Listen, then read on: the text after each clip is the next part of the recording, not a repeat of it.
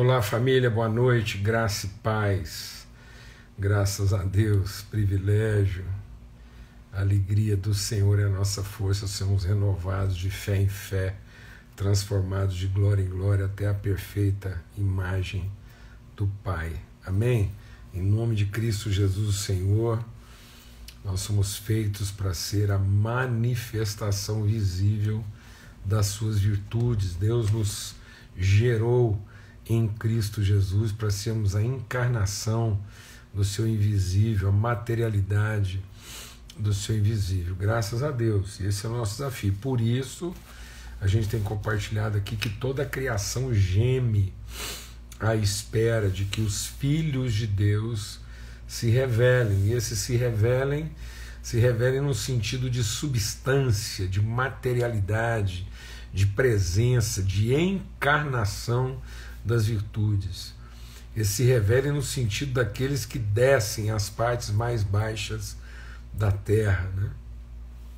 Então, é isso, é um revelar de venha a nós o vosso reino e seja feita a tua vontade aqui na terra como nos céus. Então a vontade de Deus, ela é feita aqui na terra. O reino de Deus vem para encher a terra e para que a vontade dele seja feita aqui na terra. Amém? Graças a Deus. Então nós não estamos aqui para sermos poupados das dificuldades da terra enquanto nós aguardamos o céu. Nós estamos aqui para libertar os moradores da terra desse jugo mundano de opressão, né, e cobiça, e revelar o reino de Deus na terra, de modo que a terra seja cheia da glória de Deus. Amém? Graças a Deus. Benção demais. Vamos ter uma palavra de oração.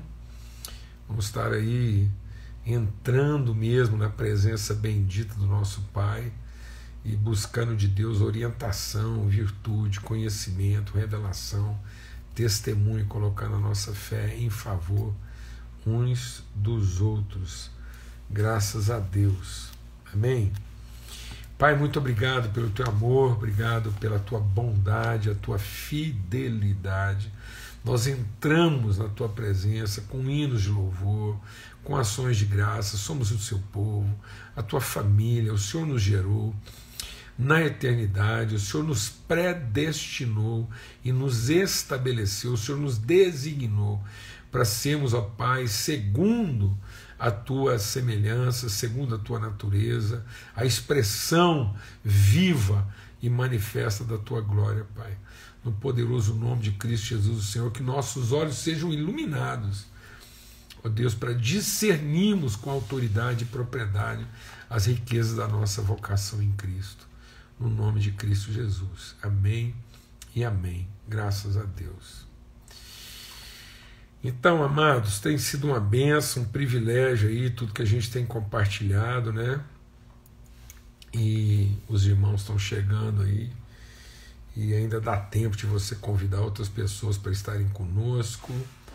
E tem um grupo de irmãos aí trabalhando, né, para que a gente possa ter cada vez mais assim conteúdo compartilhado aí. E quem acessou lá viu que a gente está disponibilizando aí agora um canal, né, no YouTube. Então isso é uma coisa que ficava assim bem indefinida, às vezes não havia um trabalho feito assim de forma mais objetiva e organizada. Então a partir de agora a gente vai estar também disponibilizando de forma assim bem sistemática conteúdo aí lá no YouTube, tá bom? Maravilha. É o seguinte, a gente quer compartilhar com vocês aqui, nesse contexto de sermos o povo de Deus, né? Somos a família de Deus na terra. Então, uma das marcas, né, dessa família é liberdade. Então, é a liberdade. E aí eu queria ler com vocês, né, aqui lá em Gálatas, no capítulo 5. Gálatas, no capítulo 5, a partir do verso 1. Foi para a liberdade que Cristo nos libertou, para que sejamos verdadeiramente livres e não nos submetamos outra vez a jugo de escravidão. Amados, uma das características mais essenciais da vida do cristão é a liberdade. E nós não podemos, em nome da liberdade, nos submetermos novamente à escravidão. E aí vamos ver o que Paulo fala sobre isso. Eis que eu, Paulo, vos declaro que se vocês se circuncidarem, de nada vos servirá a Cristo. Então Paulo está dizendo o seguinte: se vocês entenderem que são as regras, as normas, os dogmas do passado que ainda vão garantir a vida de vocês, então nada vai adiantar a gente ter encontrado a Cristo. E ele diz: e testifico novamente a todo homem que foi circuncidado, ele está obrigado a observar a lei. Então, se nós nos submetermos de novo a um jugo de lei, de dogma, de regra, né, então aí é segundo isso que a gente vai ter que andar. Aí eu vou só tirar os comentários aqui por um instante. Aí ele está dizendo assim, ó: Cristo torna-se sem efeito. Então, amados, às vezes a forma como a gente está declarando a nossa fé e posicionando a nossa fé, aquilo que Cristo fez para nos libertar ficou sem efeito, que a gente ainda continua agindo e atuando como se a obra de Cristo não estivesse consumada em nós. Hoje eu participei de um podcast com dois amigos muito queridos, o Paulo Oliveira e o filho dele, o Paulo André. O Paulo André é mais novo, deve estar aí com uns 20 e poucos anos, e nem 30 talvez, ou na casa dos 30. E o Paulo André estava compartilhando comigo, a gente estava falando mais ou menos um pouco sobre esse assunto aí, e o Paulo André falou assim: ó, Paulo Júnior, é o seguinte, eu fiz uma pesquisa lá entre os jovens lá, cristãos do meu relacionamento, igreja, faculdade, tudo. Perguntei: qual o seu maior medo? A resposta esmagadora da população jovem cristã, que o maior medo deles é perder a salvação. Então é isso.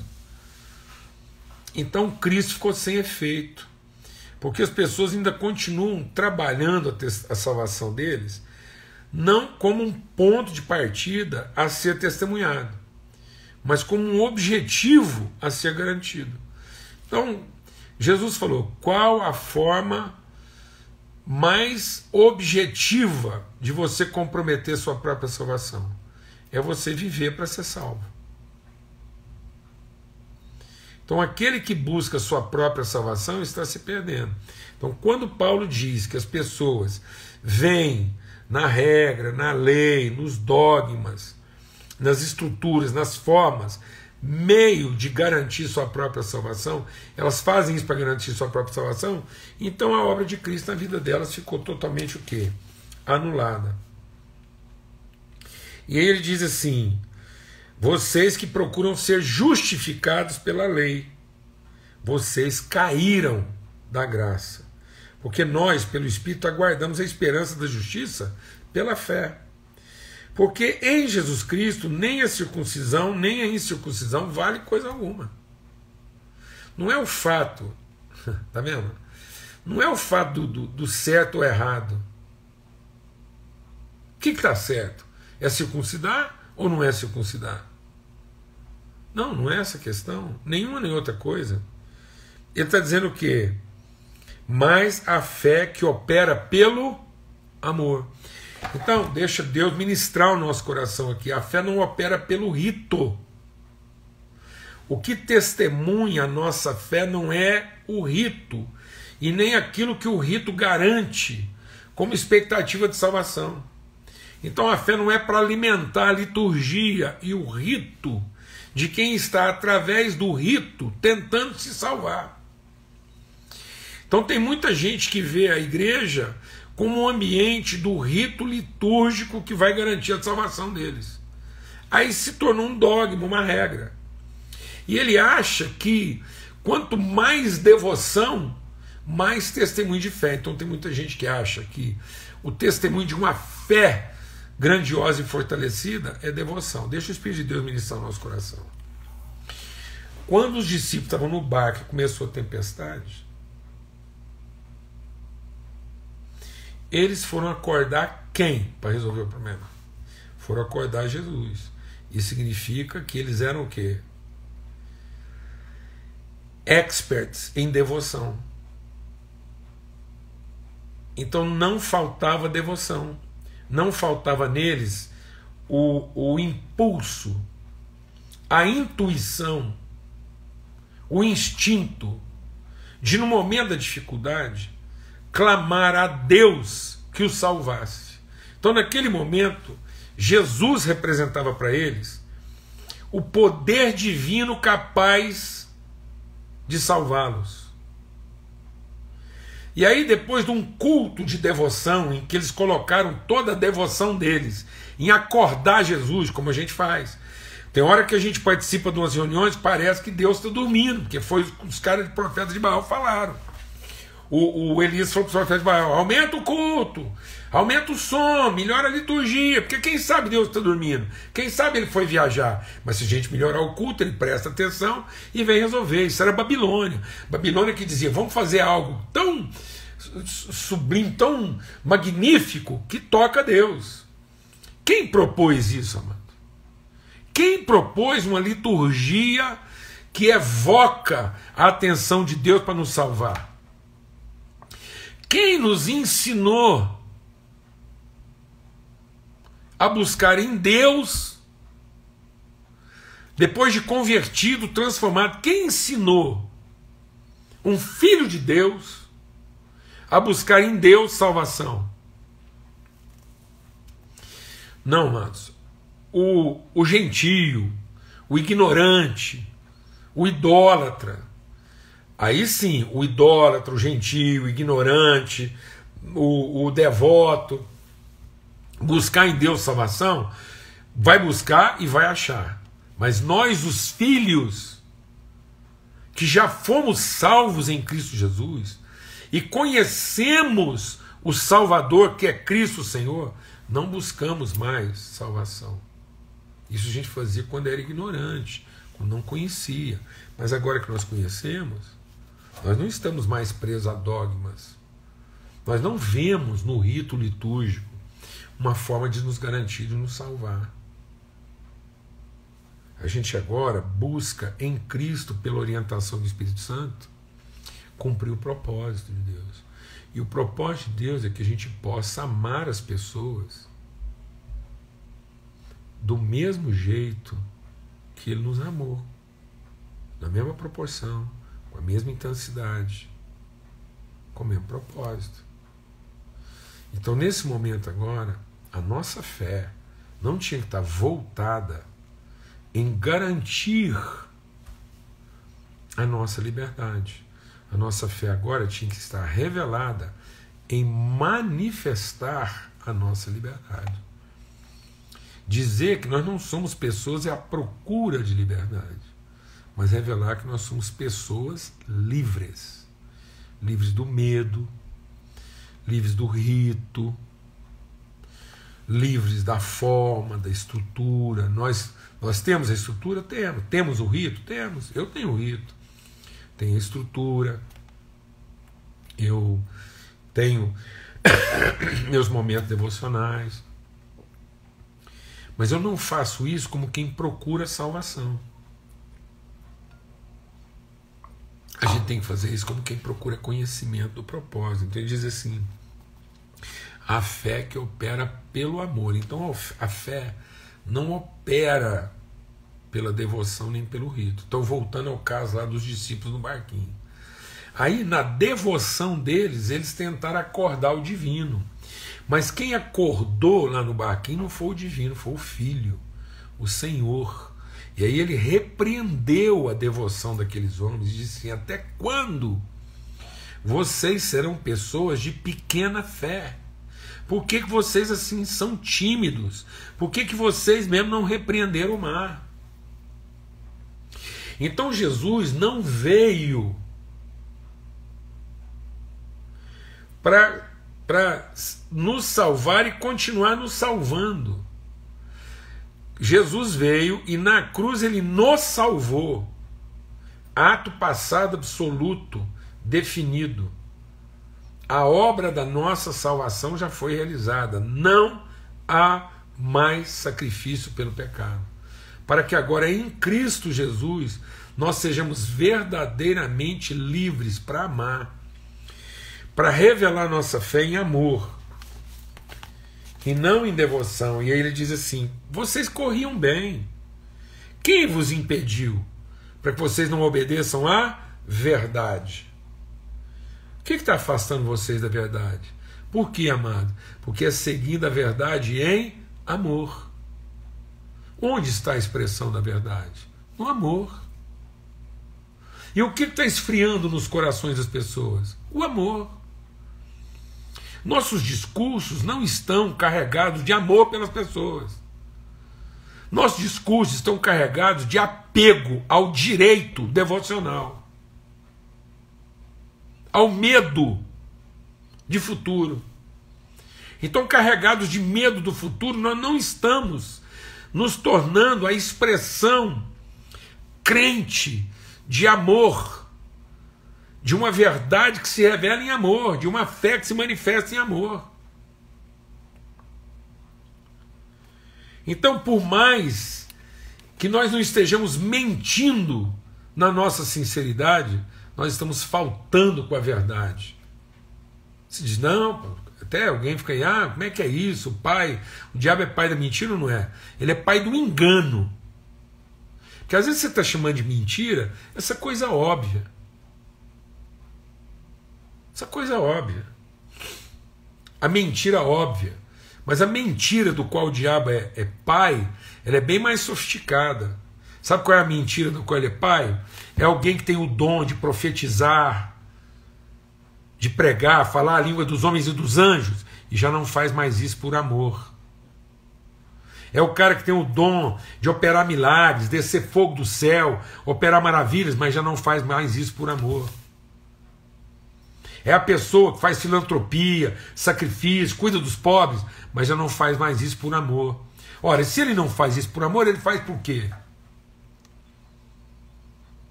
Se ele tem o dom de pregar, de profetizar, de operar milagres e de fazer caridade, ele está fazendo isso então por quê? Para salvar quem?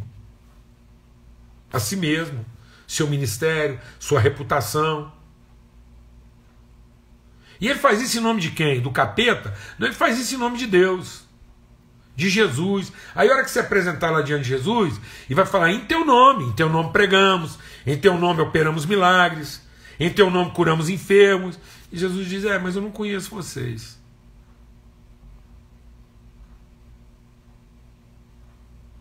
Porque vocês são uma fraude. E por que é uma fraude? Porque o que estava fazendo estava errado? Não. É porque não era por amor. É por apego.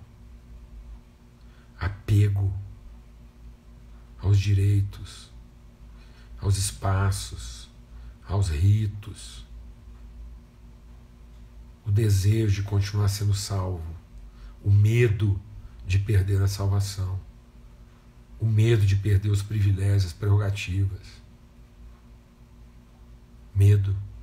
E eles venceram. Os que venceram, venceram por quê? Pela palavra do seu testemunho.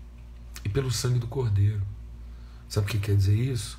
Que o testemunho deles era carregado de misericórdia, porque eles sabiam que os pecados de todos já foram perdoados.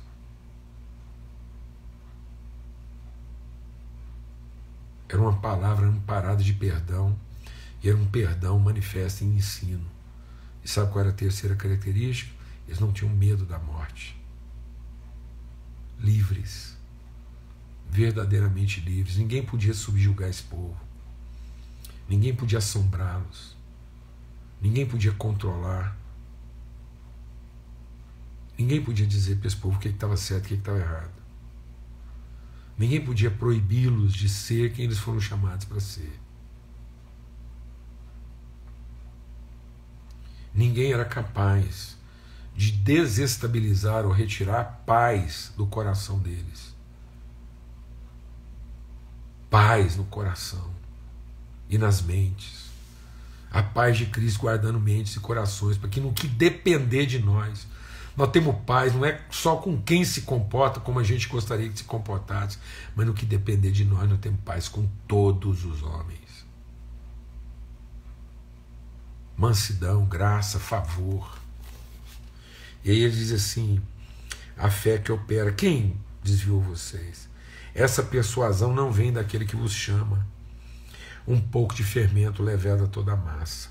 Tenho confiança em vocês, por meio do Senhor, que de maneira alguma mudareis de opinião, mas aquele que vos perturba será julgado por isso.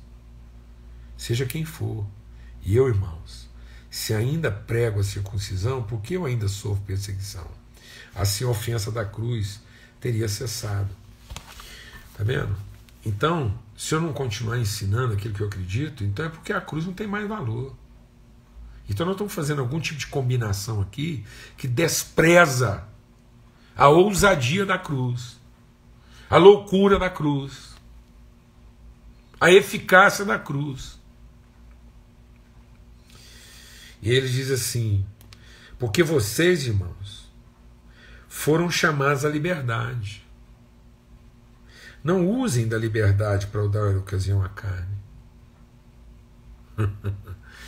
Sabe o que o povo está chamando de liberdade? A liberdade para ter ódio, para ficar nervoso, a liberdade para matar, a liberdade para impor, a liberdade para se corromper.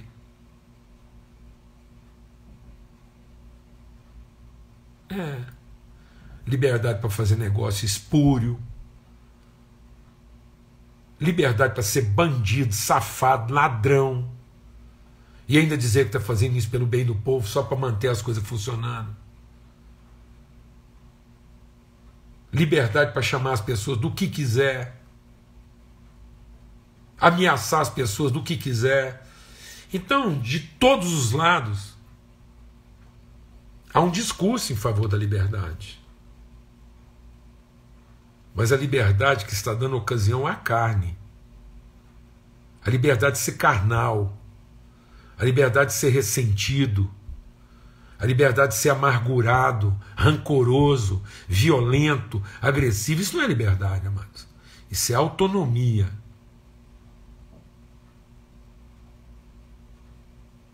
Não confunda a autonomia de exercer o seu direito com liberdade de exercer justiça.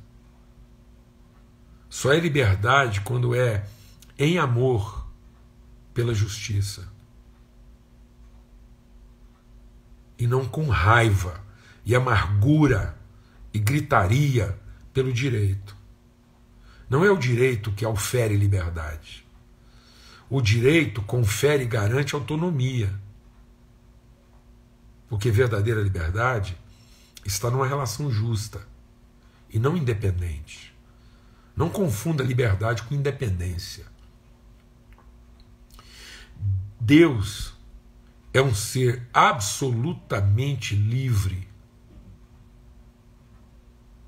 porque ele gerou para si próprio uma interdependência relacional. Deus é um ser absolutamente livre, porque ele é amor. Porque ele estabeleceu para si mesmo uma relação de interdependência. Deus é livre e, contudo, não é independente. Ele é conselho, ele é comunhão, ele é amor, ele é família. Se ele fosse apenas divindade, ele estaria hoje refém das suas cobiças e dos seus direitos. mas ele garantiu para si uma condição de liberdade, sendo pai de uma família.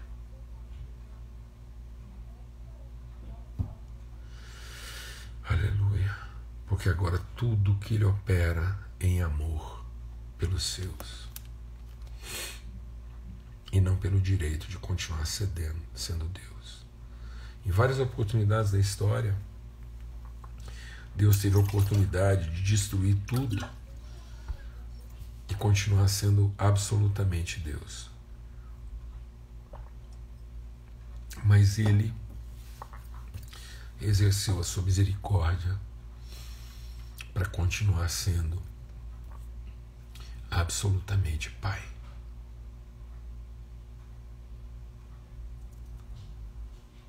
Deus não é autônomo, nem independente, mas é absolutamente livre, porque honra e cumpre a palavra que ele empenhou com aqueles que ele ama.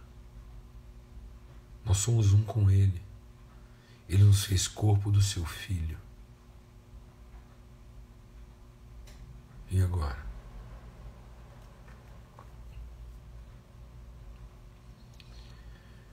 Deus não é mais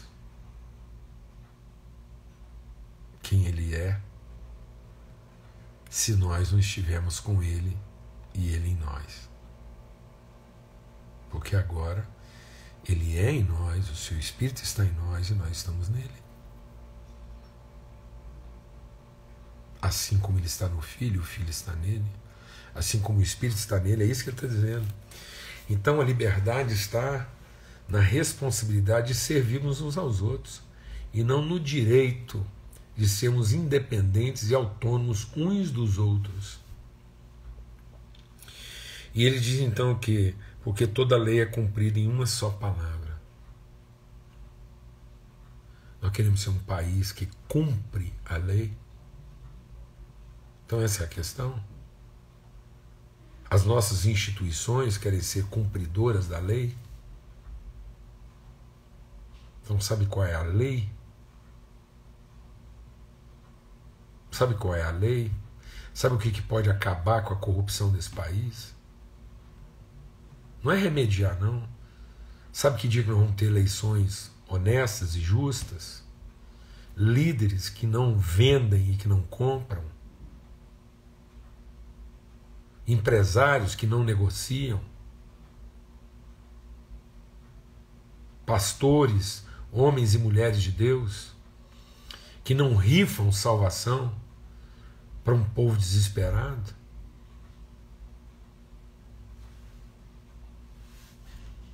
Uma única linha, uma constituição feita de uma única frase: amarás o seu próximo como a si mesmo. Faça para os outros aquilo que você entende que as pessoas poderiam fazer por você, porque nisso se resume toda a lei e os profetas.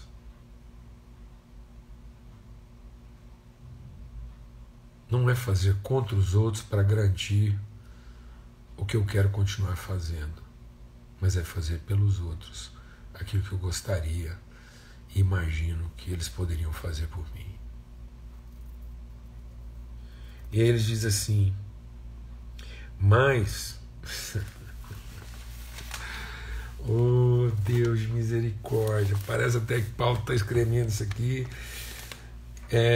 no mês de setembro de 2021, a partir de alguma das capitais aí do nosso país. Mas se vocês mordem e devoram uns aos outros, vejam que também vocês não acabam destruindo uns aos outros.